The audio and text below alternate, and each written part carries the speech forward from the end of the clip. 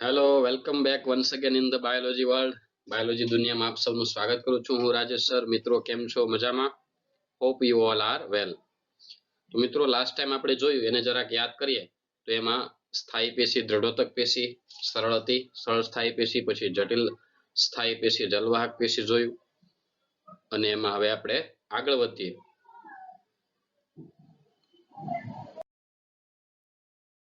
જટિલ સ્થાયી પેશીમાં હવે આપણે આગળ વધીએ. જટિલ સ્થાયી પેશી છે બીજી સ્થાયી પેશી, અન્નવાહક પેશી, રાઈટ.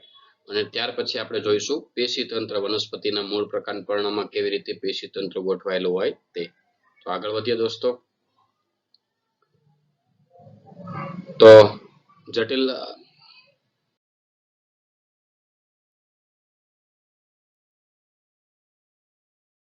પેશી છે જટિલ સ્થાયી પેશી, અન્નવાહક પેશી. અન્નવાહક પેશી એટલે ખોરાકના વહન સાથે સંકળાયેલી. જલવાહક પાણી અને ખનિજ તત્વો સાથે. તો અન્નવાહક પેશી કોના વહન સાથે સંકળાયેલી હોય? ખોરાક. કર્સર લઈ લઈએ. તો અન્નવાહક પેશી ખોરાકના વહન સાથે જે છે સામાન્ય રીતે સંકળાયેલી છે. તો અન્નવાહક પેશી જે છે જટિલ સ્થાયી પેશી છે, ખોરાકના વહન સાથે સામાન્ય રીતે સંકળાયેલી છે. પર્ણોથી વનસ્પતિના અન્ય ભાગો તરફ એ કરે છે. એટલે કે ખોરાક કોણ બનાવે વનસ્પતિમાં? તો કે પર્ણ. પ્રકાશ સંશ્લેષણ દ્વારા ખોરાક જે પર્ણ બનાવે પછી વનસ્પતિના બાકીના ભાગો પ્રકાંડ અને પર્ણ મૂળ તરફ એ લઈ જાય છે. અન્નવાહક પેશીના મુખ્ય ઘટકો જોઈએ મિત્રો તો 4 છે. ચાલની નલિકાઓ, સાથી કોષ, અન્નવાહક મૃદુતક અને અન્નવાહક તંતુઓ. જેવા જલવાહકમાં છે એ જ રીતે અહીંયા છે. ચાલની નલિકા, સાથી કોષ, અન્નવાહક મૃદુતક, અન્નવાહક તંતુઓ. ખાસ મહત્વનો મુદ્દો નોંધી રાખજો, વારંવાર પૂછાઈ ગયેલા છે સવાલો આના પરથી. અનાવૃત બીજધારી વનસ્પતિઓ છે તો એની અંદર આલ્બ્યુમિન યુક્ત કોષો અને ચાલની કોષો છે. બટ ચાલની નલિકા અને સાથી કોષનો અભાવ છે, રાઈટ. કોની અંદર? અનાવૃત. અનાવૃત બીજધારી અને સાથે સાથે ત્રિઅંગી પણ લઈ શકીએ. અનાવૃત બીજધારી જે છે એમાં આલ્બ્યુમિન યુક્ત કોષો અને ચાલની કોષો છે. બટ ચાલની નલિકા અને સાથી કોષનો અભાવ છે. ધેટ મીન્સ કે ચાલની નલિકા અને સાથી કોષ કઈ વનસ્પતિમાં જોવા મળશે? આવૃતમાં જ, અનાવૃતમાં નહીં, રાઈટ. ચાલની નલિકા અને સાથી કોષનો અભાવ છે અનાવૃતમાં. ધેટ મીન્સ કે ચાલની નલિકા અને સાથી કોષ શેમાં જોવા મળશે? આવૃતમાં, રાઈટ. અને અનાવૃતમાં એની જગ્યાએ શું છે? આલ્બ્યુમિન યુક્ત કોષો અને ચાલની કોષો, રાઈટ. આગળ આ તમને સમજાશે, અત્યારે યાદ રાખજો. આગળ વધીએ મિત્રો. વન બાય વન ઘટક જે ચાલની નલિકા, નળી છે ખોરાકના વહન માટેની. ચાલની નલિકાના ઘટકો લાંબા નલિકામય છે. જોયું? લાંબા નળી જેવા. અહીંયા આકૃતિ જે છે ચાલની નલિકાની છે. અનુપ્રસ્થ રીતે ગોઠવાયેલા સાથી કોષો સાથે એ સંકળાયેલા હોય. એટલે એની સાથે આડા ગોઠવાયેલા છે. આ જો આડા, આખા આડા થઈને ગોઠવાયેલા કોષો સાથી કોષો છે, રાઈટ. આ કમ્પેનિયન સેલ જે લખ્યું એ સાથી કોષો થયા બાજુમાં. એટલે આજુબાજુ જે અહીંયા ગોઠવાયેલા છે આડા, એ સાથી કોષો સાથે સંકળાયેલી છે. અને આખી આ જે નળી જે છે એ નળી છે ચાલની નલિકા. એની અનુપ્રસ્થ દિવાલો, આડી દિવાલો પર ચાળણી જેવા છિદ્રાળુ બની ચાલની પટ્ટિકા આવેલી. જો ચાળણીના છિદ્ર જેવું, સીવ પ્લેટ લખ્યું છે. ચાલની નલિકા એટલે સીવ ટ્યુબ, રાઈટ. અને અહીંયા સીવ પ્લેટ આપ્યું છે, પટ્ટી આપણે ચાળણી જેવી જો છે. જ્યાં જ્યાં કોષ પૂરો થાય ત્યાં આખી નળી હોય. નળીમાં આ રીતે ગોળાકાર ચાળણી જેવી પટ્ટી જોવા મળે. એમાં જે છિદ્રો છે એને ચાલની છિદ્રો કહેવાય. અને છિદ્રો વાળી આખી પટ્ટી એને ચાલની પટ્ટી કહેવાય. અનુપ્રસ્થ ધેટ મીન્સ આડી. જ્યાં ચાલની નલિકાનો ઘટક પૂરો થાય, એક ઘટક છે ચાલની નલિકાનો, એક કોષ તો પૂરો થાય ત્યાં આ રીતની આડી પટ્ટી રસ આવેલી છે, એને કહેવાય ચાલની પટ્ટી. આનો છેદ લીધેલો છે આપણે. એટલે આખો ગોળ જોઈએ તો આખો ગોળ હોય. પુખ્ત ચાલની ઘટકો એ પરિવર્તી કોષરસ અને મોટી રસધાની ધરાવે છે, પરંતુ કોષ કેન્દ્રનો અભાવ છે. આ ચાલની ઘટકની અંદર જુઓ ક્યાંય કોષ કેન્દ્ર નથી. કોષ કેન્દ્ર બાજુમાં સાથી કોષમાં છે. ન્યુક્લિયસ કોષ કેન્દ્ર આપ્યું પણ એ કોનું છે? જો એ કોષ કેન્દ્ર છે સાથી કોષનું. ચાલની નલિકામાં જીવરસ ગુમાવી દે, રાઈટ. લિગ્નિનનું સ્થૂલન હોય અને વચ્ચે મોટી એવી રસધાની હોય, રાઈટ. એટલે એની અંદર કોષ કેન્દ્રનો શું જોવા મળે છે? અભાવ. કોષ કેન્દ્ર નથી ચાલની નલિકામાં. કોષ કેન્દ્ર છે સાથી કોષનું. સમજાણું મિત્રો? તો ચાલની નલિકાના કોષો છે નળાકાર રચના ધરાવે. એની અનુપ્રસ્થ દિવાલમાં છિદ્રો જેવી પટ્ટી જેવી રચના, એને ચાલની પટ્ટી કહેવાય. અને એના છિદ્રો એને કહેવામાં આવે છે ચાલની છિદ્રો, રાઈટ. પુખ્ત ચાલની ઘટક જે છે એમાં પરિવર્તી કોષરસ, પરિવર્તી કોષ એટલે કિનારી બાજુ કોષરસ છે અને વચ્ચે મોટી એવી રસધાની છે, પરંતુ એમાં કોષ કેન્દ્ર જોવા મળતું નથી. આગળ વધીએ દોસ્તો. ત્યાર પછી છે સાથી કોષો. તો તમે જુઓ, હવે જેની પાસે કોષ કેન્દ્ર ન હોય એ કોષના કાર્યનું નિયંત્રણ કોણ થાય? ચાલની નલિકા છે, તો ચાલની નલિકાની અંદર આપણે જોયું કે પરિવર્તી કોષરસ ને વચ્ચે મોટી એવી રસધાની છે. ડેટ મીન્સ કે એનો મતલબ એવો થયો કે એમાં કોષ કેન્દ્ર નથી. કોષ કેન્દ્ર નથી તો ચાલની નલિકાના કાર્યનું નિયમન કોણ કરશે? રાઈટ. તેની બાજુમાં આવેલા છે કોષ કેન્દ્ર વાળા કોષો, કમ્પેનિયન સેલ એટલે કે સાથી કોષો. સાથી કોષને પોતાનું કોષ કેન્દ્ર છે એટલે સાથી કોષો ચાલની નલિકાના કાર્યનું નિયંત્રણ કરે, એટલા માટે તેને સાથી કોષો કીધું. સાથ આપે છે. કોને સાથ આપે છે? ચાલની નલિકાને તેના કાર્યમાં સાથ આપે છે. ચાલની નલિકાને તેના કાર્યમાં સાથ આપે એટલા માટે એને સાથી કોષો કીધા. સાથી કોષો એ શું છે? તો કે વિશિષ્ટીકરણ પામેલા એક પ્રકારના મૃદુતક કોષો જ છે દોસ્તો. રાઈટ. સાથી કોષો એ બીજું કઈ નહીં પણ વિશિષ્ટીકરણ પામેલા એક પ્રકારના શું છે? મૃદુતક કોષો, જેઓ ચાલની નલિકાના ઘટકો સાથે ગાઢ રીતે જોડાયેલા છે. રાઈટ. આ બાજુમાં જે આપણને આછા ગુલાબી રંગના દેખાય એ સાથી કોષો છે, ચાલની નલિકા સાથે એકદમ ગાઢ રીતે સંકળાયેલા છે.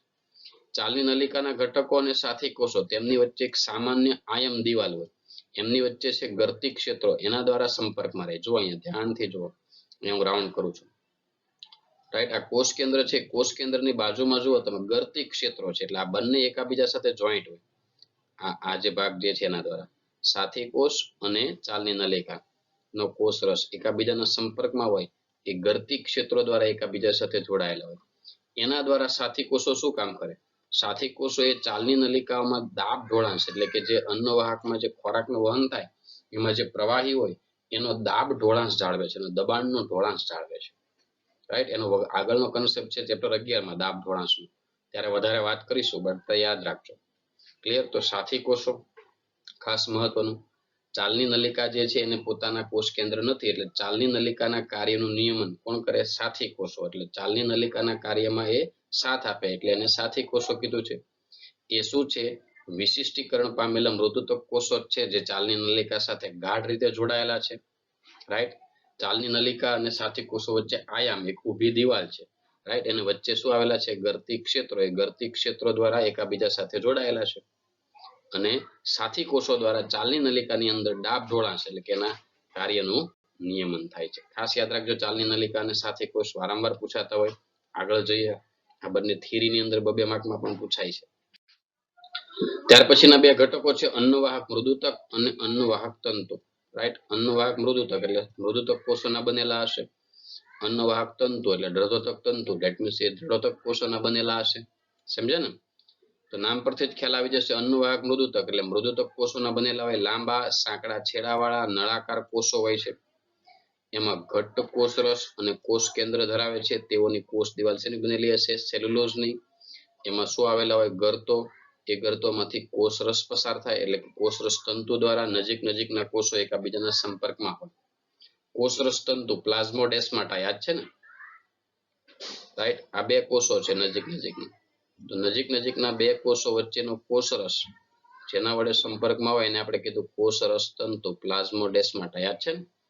તો એ રીતે એકબીજાના સંપર્કમાં હોય, થોડાક નળાકાર લાંબા ઘટ્ટ કોષરસ અને કોષ કેન્દ્ર ધરાવતા કોષો છે. કોષ દિવાલ તો સેલ્યુલોઝની છે.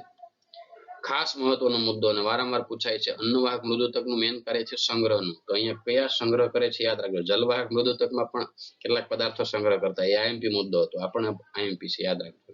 ખાસ એમસીક્યુ બનતા હોય. અન્નવાહક મૃદુતક એ પોષક પદાર્થો તેમજ રાળ એટલે રેઝિન ગુંદર જેવો પદાર્થ, ક્ષીર દૂધ જેવો પદાર્થ લેટેક્સ અને શ્લેષ્મ ચિકાસયુક્ત પદાર્થનો સંગ્રહ કરે છે.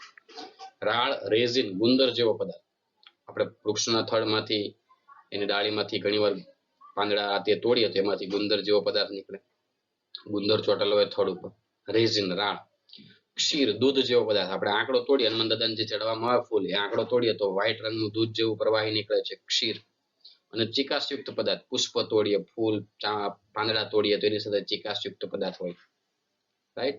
તો એ જે છે એ બધા પદાર્થો જે છે એનો સંગ્રહ કરે છે એટલે કે રાળ, ક્ષીર અને શ્લેષ્મોનો સંગ્રહ કરે છે. કોણ? અન્નવાહક મૃદુતક. ખાસ નોંધી રાખજો, આઈએમપી છે. અન્નવાહક મૃદુતક મોટા ભાગની એકદળી વનસ્પતિમાં ગેરહાજર હોય. આ પણ ખાસ યાદ રાખજો. અન્નવાહક મૃદુતક જે છે એકદળી વનસ્પતિમાં જનરલી શું હોય છે? ગેરહાજર. ક્લિયર? ઓકે. તો અન્નવાહક મૃદુતકની વાત હતી. હવે મહત્વનો ઘટક અન્નવાહક તંતુમાં જોઈએ. અન્નવાહક તંતુ એને રસવાહિની તંતુ પણ કહેવાય. અને તંતુ શબ્દ આવ્યો એટલે મિત્રો તમને ખ્યાલ આવી જ ગયો હશે શું દ્રઢોદકની વાત થાય એટલે એ દ્રઢોદક કોષોના બનેલા છે. પ્રાથમિક અન્નવાહકમાં આ દ્રઢોદક તંતુ ગેરહાજર છે, પરંતુ દ્વિતીય અન્નવાહકમાં જોવા મળે. પ્રાથમિક અન્નવાહક અને દ્વિતીય અન્નવાહક એટલે શું? તો કે જે પહેલા બની હોય અન્નવાહક પેશી એને પ્રાથમિક અન્નવાહક કહેવાય, ને પછી જે બની હોય એને દ્વિતીય અન્નવાહક કહેવાય. ધેટ મીન્સ કે પ્રાથમિક અન્નવાહકમાં આ અન્નવાહક તંતુ નથી, પણ દ્વિતીય અન્નવાહકમાં આવેલા છે. ખૂબ જ લાંબા છે, અશાખિત સોય જેવા અણીદાર ટોચવાળા તંતુ હોય છે. એની કોષ દિવાલ જાડી છે, પુખ્તાવસ્થાએ જીવરસ ગુમાવે અને કેવા બને છે મૃત. આ બધા તંતુ એક ક્ષણ બનાવવામાં, ક્ષણ કોથળા બને, બરાબર છે, બારદાન બને, એ રીતના બધા જે છે તમે જોયા હશે બધા, રાઈટ. શણનો ઉપયોગ થાય, અળસીનો ઉપયોગ થાય, ભાંગનો ઉપયોગ થાય, એમ જે વ્યવસાયિક રીતે ઉપયોગી છે, રાઈટ. આ ભાંગ છે અને આ શણના રેસાઓ છે કાપડ બનાવવામાં, ખાસ કરીને બારદાન ગુણીઓ જેને આપણે કહીએ અનાજ ભરવાની, એ બનાવવામાં આનો ઉપયોગ થાય છે. અને અળસી છે, ભાંગ છે, શણ, આના રેસાઓ કેટલાક કિંમતી કાપડ, જે રેમન્ડ્સ અને બહુ મોટી મોટી કંપનીઓ જે છે દિગ્ઝામ, સિયારામ્સ, એ મોટી કંપનીઓ ખાસ પ્રકારના રેસાનો ઉપયોગ કરી અને એવા ઇમ્પોર્ટેડ જે છે કાપડ બનાવતી હોય. ખાસ સેલિબ્રિટીઓને બધા મોંઘાવે બહુ હોય છે, એટલે હાઈ ઇન્કમ વાળા વ્યક્તિઓ જે છે એ એને લેતા હોય છે, રાઈટ. તો એ રેસાઓ જે છે એ આ ક્ષણ, જૂટ, અળસી અને ભાંગ એમાંથી જે મળે છે એ આ બધી રીતે વ્યવસાયિક રીતે પણ ઉપયોગી છે. તો એ મુદ્દો ખાસ યાદ રાખજો, રાઈટ. અને પ્રાથમિક અન્નવાહકમાં એ ગેરહાજર હોય, આ વસ્તુ ખાસ નોંધી રાખજો. હવે અહીંયા પણ અન્નવાહકનો વિકાસને આધારે જોવા મળે છે, રાઈટ. પ્રાથમિક અને દ્વિતીય અન્નવાહક તો જોઈએ, રાઈટ. અહીંયા પણ જે છે અન્નવાહક, જેમ આપણે આદિદારુ, અનુદારુ, જલવાહકના વિકાસમાં જોયું એમ અહીંયા પ્રથમ નિર્માણ પામતી અન્નવાહક પેશી અને પ્રાથમિક અન્નવાહક કહેવાય, રાઈટ. પ્રોટોઝાઇલમ કહેવાય, પહેલા બને. પ્રોટોફ્લોએમ આઈરિયા અન્નવાહક પેશીનો છેદ છે, આટલો એરિયો, આટલો જે છે અન્નવાહક પેશી છે, રાઈટ. એટલે પહેલા જે બન્યું હોય આ એરિયા, પહેલા જે બને છે એ ભાગને પ્રોટોઝાઇલમ કહેવાય, પછી જે બને એને મેટાઝાઇલમ. એટલે આ ભાગ જે છે અહીંયા જો મેટાઝાઇલમ આપ્યું છે, ગ્રીન ભાગ. આ ગ્રીન ભાગ જે છે એ મેટાઝાઇલમ છે, એટલે કે અન્નવાહક પેશી છે. અને પછી ઉપરનો જે લાલ ભાગ દેખાય છે એ આદિ અન્નવાહક, એટલે પહેલા બની હોય એ આદિ અન્નવાહક, આદિ રસવાહિની, અને પછી જે નિર્માણ પામે એને અનુ અન્નવાહક કહેવાય. જેમ આદિદારુ અને અનુદારુ જલવાહકમાં, એમ અન્નવાહકમાં આદિ અન્નવાહક અને અનુ અન્નવાહક. આદિ અન્નવાહક એટલે પહેલા બની હોય, જે પહેલા બની હોય પ્રાથમિક હોય, રાઈટ, એને પ્રાથમિક અન્નવાહક અથવા આદિ અન્નવાહક કહેવાય. જે પછી બને એને દ્વિતીય અન્નવાહક અથવા અનુ અન્નવાહક કહેવાય, રાઈટ. તો આ હતી જટિલ સ્થાયી પેશી મિત્રો, જલવાહક પેશી અને અન્નવાહક પેશી, જે એકથી વધારે પ્રકારના પેશી કોષોની બનેલી હોય, બધા સાથે મળીને એક એકમ તરીકે કામ આપતા હોય. અને અન્નવાહકમાં ખોરાકના વહનનું કાર્ય થાય અને જલવાહકમાં પાણી અને ખનિજ તત્વો. તો હવે આગળ વધીએ પેશી તંત્રમાં દોસ્તો. પેશી તંત્ર, ધ ટીસ્યુ સિસ્ટમ. વનસ્પતિમાં પેશી તંત્ર એના મૂળ પ્રકાંડ કેવી રીતે ગોઠવાયેલું હોય? તો વનસ્પતિમાં પેશીઓમાં તેમના સ્થાનને આધારે, રચના અને કાર્યને આધારે ત્રણ પ્રકારે આપણે પેશી તંત્રના ભાગ કર્યા છે. અધિસ્તરીય પેશી તંત્ર, આધારોતક પેશી તંત્ર એટલે કે આધાર પેશી તંત્ર, અને વાહક પેશી તંત્ર. અધિસ્તરીય એટલે કે કવરિંગ કરતું, બહારની એરિયા. આધારોતક એટલે વચ્ચેનો આધાર આપતું હોય. અને ત્રીજું છે વાહક પેશી તંત્ર અથવા સંવહન, એટલે કે જલવાહક અને અન્નવાહક દ્વારા જે ખોરાક અને પાણીના વહન સાથે સંકળાયેલો હોય એ ભાગ. તો આ રીતે વનસ્પતિ પેશી તંત્રને આ રીતે રચના અને કાર્યને આધારે ત્રણ પ્રકારે વિભાજિત કર્યું: અધિસ્તરીય પેશી તંત્ર, આધારોતક પેશી તંત્ર અને વાહક પેશી તંત્ર. તો જોઈએ આપણે વન બાય વન. અધિસ્તરીય પેશી તંત્ર. અધિસ્તર મિત્રો આગળ આકૃતિમાં જોઈશું, અત્યારે તમને બતાવું. એક સૌથી બહારનું સ્તર, માન લો કે મૂળ પ્રકાંડ પર્ણનું આ સૌથી બહારનું સ્તર છે. ઇરેઝર લઈ લઈએ, ભૂસી નાખીએ. ઓકે, ફરીથી સારી એવી આકૃતિ દોરી. મૂળ અથવા પ્રકાંડનું સૌથી બહારનું સ્તર છે, માન લો, રાઈટ. એક સરખા કોષોનું બનેલું, એકબીજાને અડકીને લાઈન ટુ લાઈન બનેલા કોષોનું બનેલું છે. અધિસ્તર એટલે સૌથી બહારનું સ્તર, સિમ્પલ, રાઈટ. અધિસ્તર જે છે વનસ્પતિ દેહને આવરીતતી રચના છે, જોયું, સૌથી બહાર. અધિસ્તરીય કોષો છે એમાં વાયુરંધ્ર હોય, જો પહેલી આકૃતિ આ વાયુરંધ્ર છે. પ્રકાંડ રોમ હોય, આ પ્રકાંડ રોમ છે, બહુકોષીય, રાઈટ. મૂળ રોમ હોય, આ મૂળ રોમ છે. આ બધા બહિરુદભેદ એટલે બહારની તરફ ઉદ્ભવેલી રચના હોય, જે અધિસ્તરની ઉપર હોય, અહીંથી ઉપર હોય, અહીંથી ઉપર આ મૂળ રોમ હોય, રાઈટ. બહુકોષી હોય તો પ્રકાંડ રોમ હોય, આ રીતે ઘણા બધા કોષોનો બનેલો પ્રકાંડ રોમ હોય. કોઈ જગ્યાએ ખાલી જગ્યા હોય, ગેપ પડેલો હોય આ રીતનું, રાઈટ, તો એ વાયુરંધ્ર હોય આ રીતનું. તો આ બધી રચના જે છે અધિસ્તરમાં જોવા મળે. અધિસ્તરીય પ્રાથમિક વનસ્પતિ દેહનું સૌથી બહારનું સ્તર છે. હમણાં ડાયાગ્રામ આવશે એટલે હું તમને બતાવીશ પાછો, પણ યાદ રાખો સૌથી બહારનું સ્તર એ મૂળ હોય, પ્રકાંડ હોય કે પર્ણ, સૌથી બહારનું સ્તર છે. લાંબા ચુસ્ત રીતે ગોઠવાયેલા કોષોનું બનેલું સળંગ સ્તર છે. એકબીજાને અડકીને ગોઠવાયેલા, લાઈન ટુ લાઈન ગોઠવાયેલા સળંગ સ્તર છે, રાઈટ. જોઈએ આપણે આકૃતિમાં તમને સમજાઈ જશે. આ રહ્યું પહેલું અધિસ્તર, રાઈટ. અને મૂળની આકૃતિ છે તેના પર શું જોવા મળે? મૂળ રોમ. પ્રકાંડ હોય તો પ્રકાંડ રોમ હોય. મૂળ રોમ એક કોષી હોય, પણ પ્રકાંડ રોમ હોય એ બહુકોષી છે, એટલે એકની ઉપર એક ઘણા બધા કોષો આ રીતે ગોઠવાઈને લાંબુ બને. પ્રકાંડ રોમ બહુકોષી હોય, મૂળ રોમ એક કોષી છે. અને આ રીતે સળંગ રીતે ગોઠવાયેલા કોષોનું સ્તર છે આછા ગુલાબી, રાઈટ. સામાન્ય રીતે અધિસ્તર એક સ્તરીય હોય. જો અહીંયા એક સિંગલ સ્તરીય, સૌથી બહારનું આ સ્તર તમે જોઈ લો, સિંગલ લેયર છે, દેખાય? એક સ્તરીય કોષોનું જ બનેલું હોય, મોટે ભાગે મૃદુતક કોષો જ હોય. અધિસ્તરીય કોષો ઓછા પ્રમાણમાં કોષરસ અને ફરતે કોષ દિવાલનો અસ્તર અને મોટી રસધાની યુક્ત શું છે? મૃદુતક કોષો જ છે. અધિસ્તરના કોષો બીજું કઈ નહીં, મૃદુતક કોષો જ છે, પણ એક સળંગમાં ગોઠવાયેલા છે, એક જ લેયરમાં, રાઈટ. ક્યારેક એની પર ક્યુટિકલનું આવરણ પણ હોય, બટ એ પ્રકાંડ અને પર્ણમાં જ હોય, મૂળમાં નહીં હોય. દાખલા તરીકે આ જે છેદ છે એ મૂળનો છે.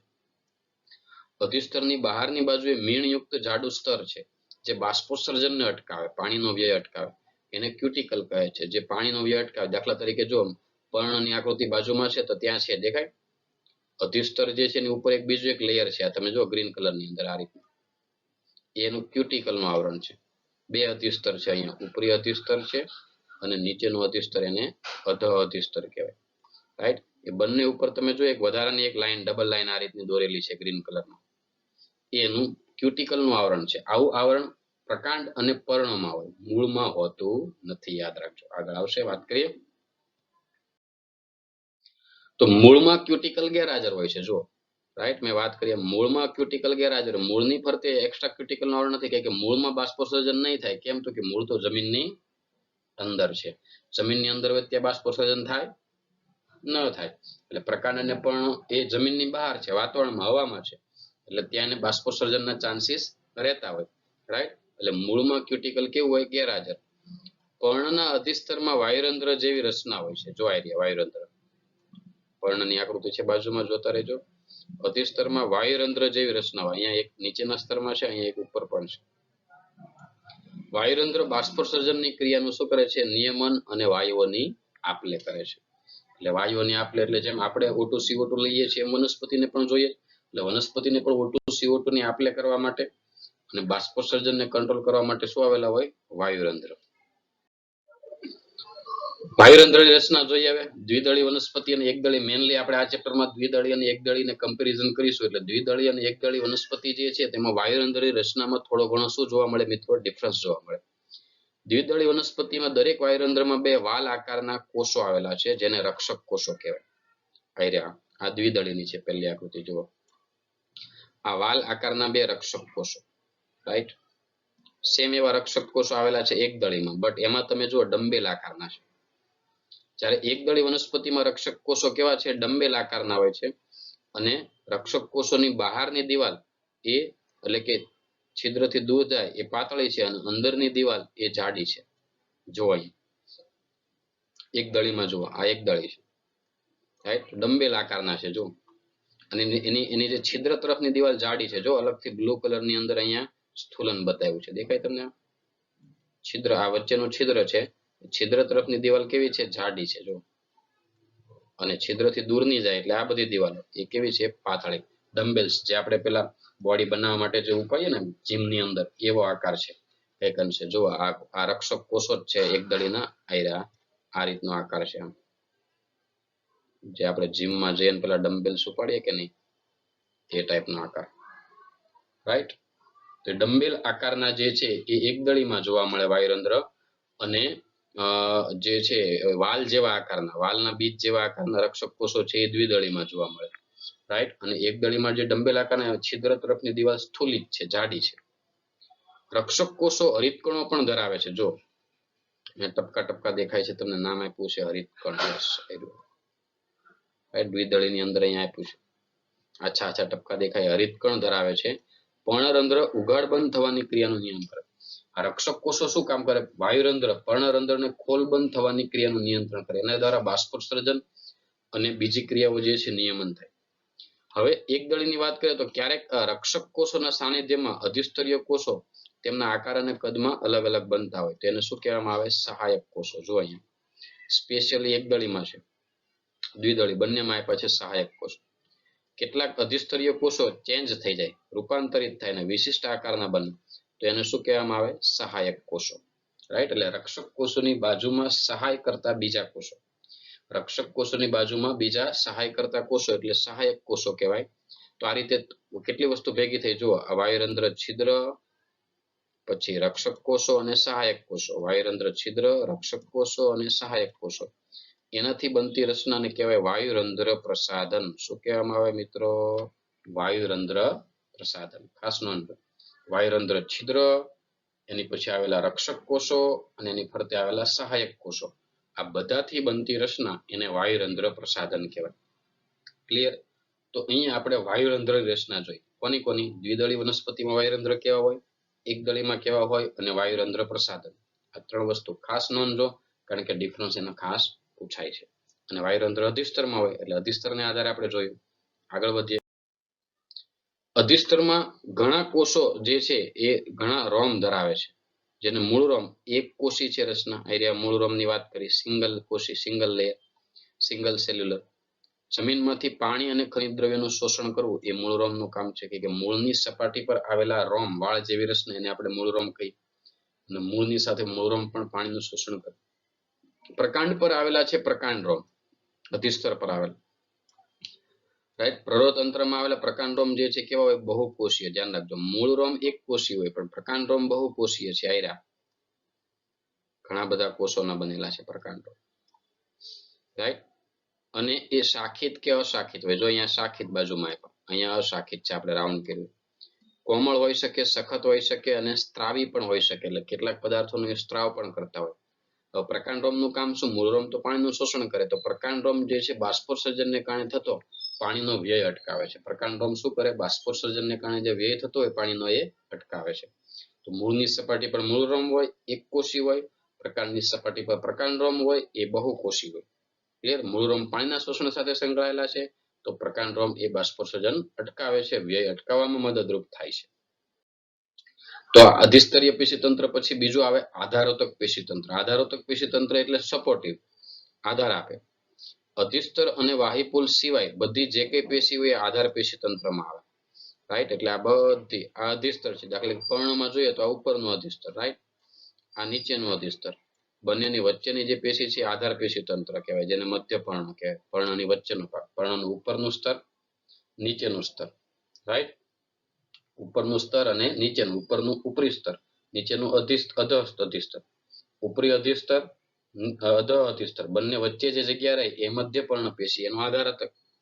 બાજુમાં મૂળ રોમ, જો મૂળની આકૃતિ જુઓ, એમાં આ વાહક પેશી વાળો ભાગ કાઢી નાખીએ, વચ્ચેનો સર્કલનો ભાગ, તો બાકીનું બધું એટલે જલવાહક ને અન્નવાહક ને બાદ કરો એટલે બાકીની બધી આધાર આપતી પેશી અને આધારોતક પેશી તંત્ર કહેવાય. અધિસ્તરને બાદ કરતા અધિસ્તર છોડી દેવાનું, સિંગલ લેયર અધિસ્તર છોડો, પછી અંદર તમે જલવાહક ને અન્નવાહક ને છોડી દો. વાહિપુલ એટલે જલવાહક અન્નવાહક સિવાય જેટલી પણ પેશી છે એ બધી આધારતક પેશી તંત્ર કે બાકીના ઘટકોને શું આપે છે? આધાર આપે છે. આધાર પેશી તંત્ર એ મૃદુતક કોષોની બનેલી હોય, સ્થૂલપણકની બનેલી હોય, દ્રઢોતકની બનેલી હોય. રાઈટ, આગળ આવશે એટલે વાત કરશું. મૃદુતક કોષો જે છે બાહ્યક બનાવે, પરિચક્ર બનાવે, મજ્જા બનાવે, મજ્જા કિરણો બનાવે. રાઈટ, આકૃતિમાં જુઓ તમે, અહીંયા જે મૂળની આકૃતિ છે એમાં જુઓ, અધિસ્તર પછી બાહ્યક છે, અંતસ્તર છે, પરિચક્ર છે, મજ્જા છે. રાઈટ, આ બધી રચના જે છે એ આધારોતક પેશી તંત્ર બનાવે છે.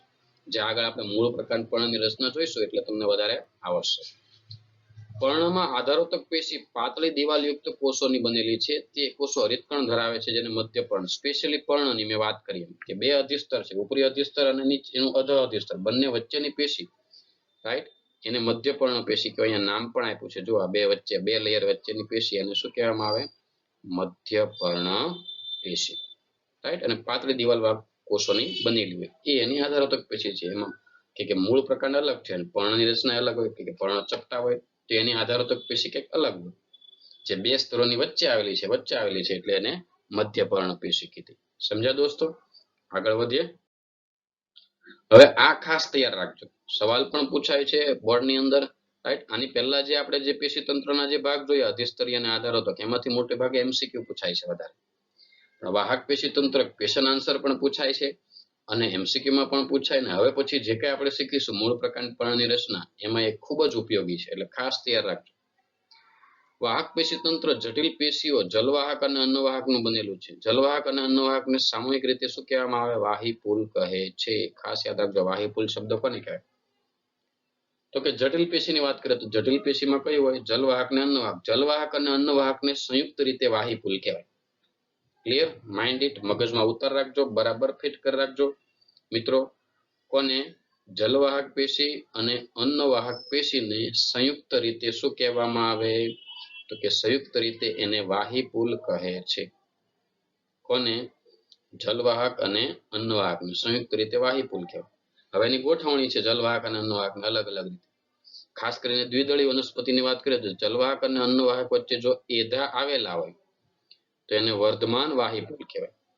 રાઈટ. એટલે આ પહેલા જે છે, પહેલી આકૃતિ તમે જુઓ એ વર્ધમાન વાહીપુલની છે. વાહીપુલમાં દ્વિતીય જલવાહક અને દ્વિતીય અન્નવાહક પેશી નિર્માણ કરે છે. સામાન્ય રીતે તેને વર્ધમાન વાહીપુલ કહેવાય. હવે જુઓ આ જલવાહક છે, આ અન્નવાહક, બંને વચ્ચે એધા. હવે એધા શું છે? અગાઉ આવી ગયું. એધા એક પ્રકારની વર્ધનશીલ પેશી છે. Right.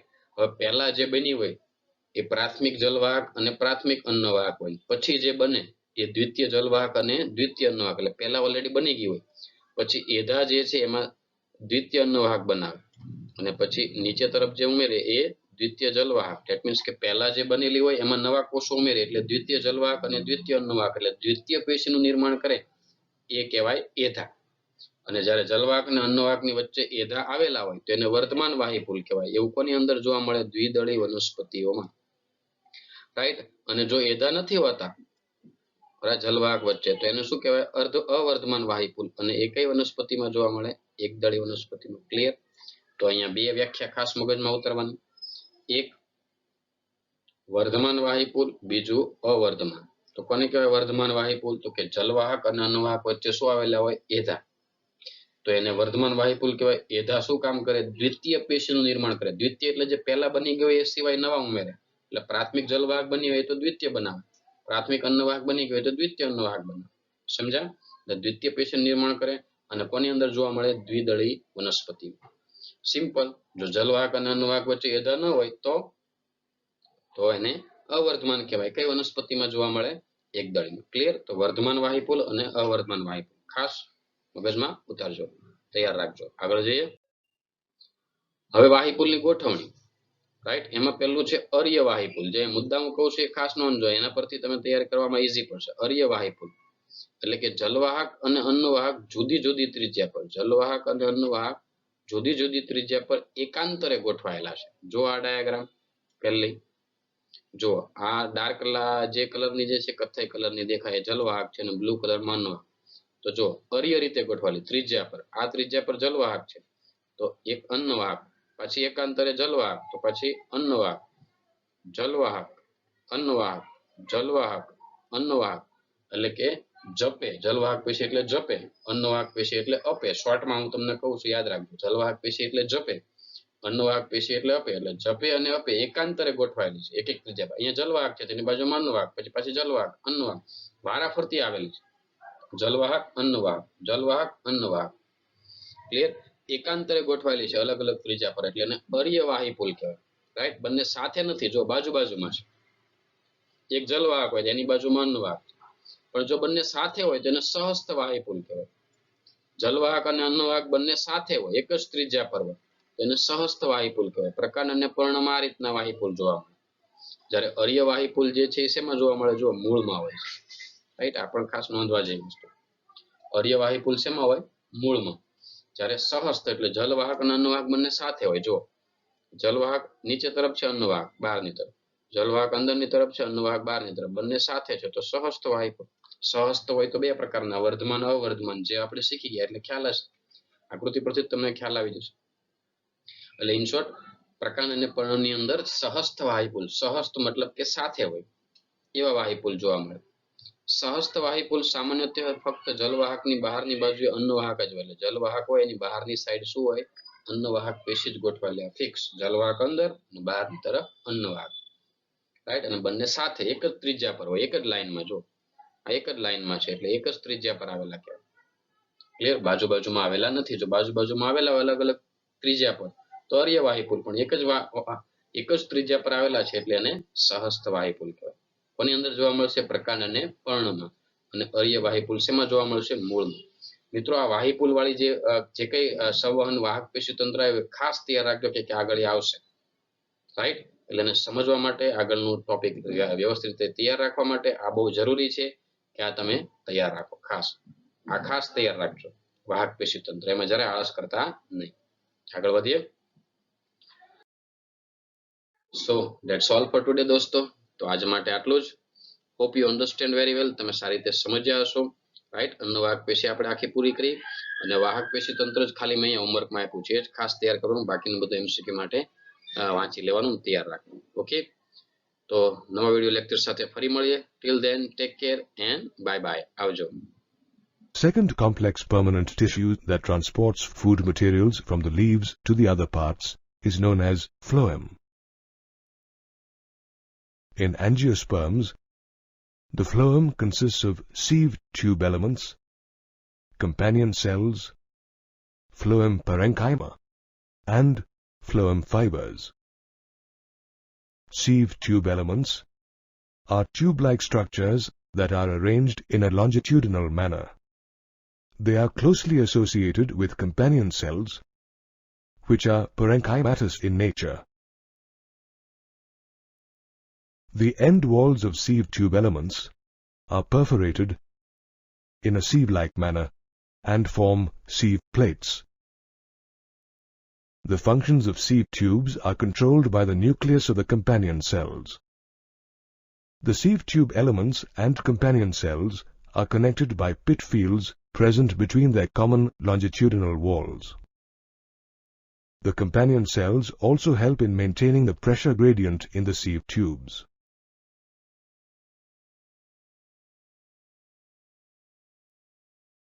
Phloem parenchyma stores food material and other substances like resins, latex, and mucilage. It consists of elongated, tapering cylindrical cells that have dense cytoplasm and nucleus. The cell wall of phloem parenchyma is made up of cellulose. It has pits through which plasmodesmatal connections exist between the cells. Phloem fibers or bast fibers are made up of sclerenchymatous cells found in secondary phloem. They are elongated, unbranched with pointed apices, and their cell wall is quite thick. On maturity, phloem fibers lose their protoplasm and become dead. Jute, flax, and hemp are some examples of commercially used phloem fibers. Complex permanent tissues are engaged in the transportation of water, minerals, nutrients, and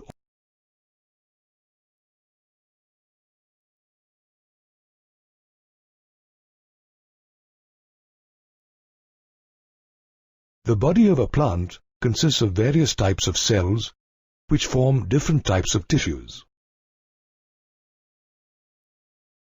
The structure and function of these tissues depend entirely on where they are located inside a plant. Therefore, based on this, plant tissue systems can be classified into three types: epidermal tissue system, ground or fundamental tissue system, and vascular or conducting tissue system. Let's begin by studying the epidermal tissue system. As the name suggests, this tissue forms the outermost covering of the plant body. It consists of epidermal cells, stomata, and epidermal appendages, including trichomes and hairs.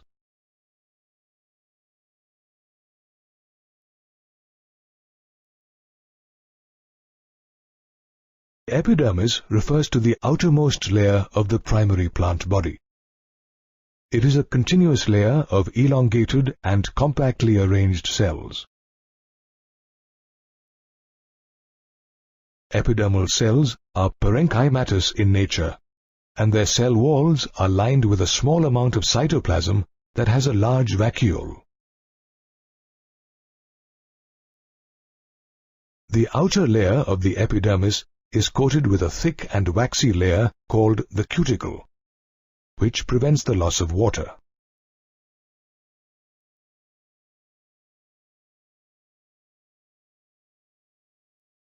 Stomata are present in the epidermis of the leaves. They regulate the process of transpiration and gaseous exchange. Each stoma consists of two bean-shaped cells called guard cells. Guard cells contain chloroplasts and regulate the opening and closing of a stoma. In grasses, the guard cells are dumbbell-shaped. The outer walls of the guard cells, which are away from the stomatal pore, are thin, while the inner walls, which are towards the stomatal pore, are very thick.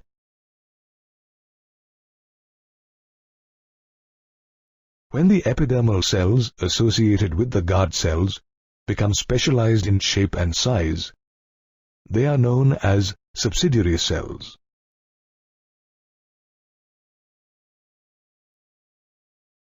The stomatal aperture, guard cells, and the surrounding subsidiary cells are collectively called stomatal apparatus.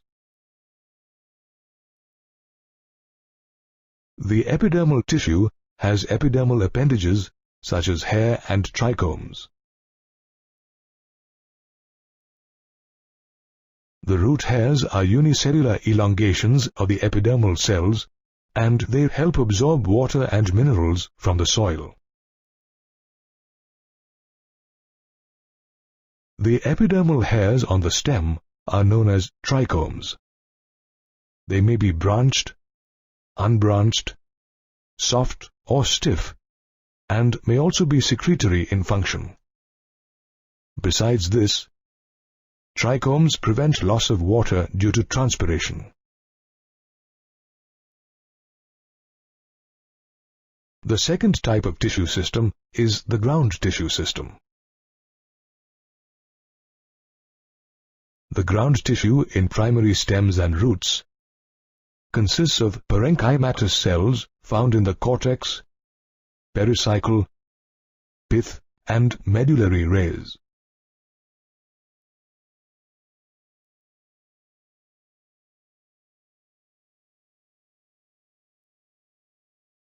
In the leaves, ground tissue is composed of thin-walled chloroplast-containing cells, collectively called mesophyll. Let's now study the third type of tissue system, the vascular tissue system. It is composed of complex tissues, namely xylem and phloem, which together form vascular bundles. In the vascular bundles of dicotyledonous plants, cambium is present between the phloem and xylem. Due to the presence of cambium, such vascular bundles can form secondary xylem and phloem tissues and are known as open vascular bundles.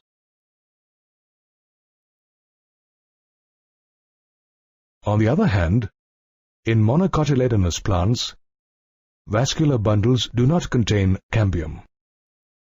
They are unable to form secondary xylem and phloem tissues and are thus called closed vascular bundles. There are two types of vascular bundle arrangements: radial and conjoint. The radial arrangement is generally found in roots, where the xylem and phloem in a vascular bundle are arranged in an alternate manner at different radii. In the conjoint arrangement found in stem and leaves, the xylem and phloem are situated at the same radius of the vascular bundles. The conjoint vascular bundles usually have the phloem located only on the outer side of the xylem. In the conjoint open arrangement, the cambium is present between the xylem and phloem, while in the conjoint closed arrangement, the cambium is absent. The plant body has an intricate arrangement of various tissue systems that aid its growth and development.